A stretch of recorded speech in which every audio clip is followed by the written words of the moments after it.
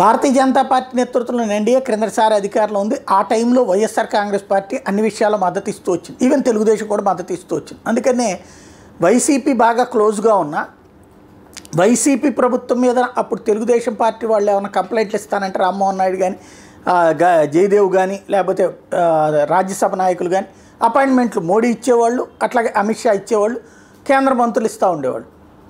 అలాగే ఇప్పుడు తెలుగుదేశం పార్టీ నేతృత్వంలో ఎన్డీఏ కూటమి అధికారంలో ఉంది ఆ రాష్ట్రంలో. అక్కడ బీజేపీ నేతృత్వంలోని ఎన్డీఏ కూటమిలో తెలుగుదేశం పార్టీ కూడా భాగస్వామ్యం ఉంది.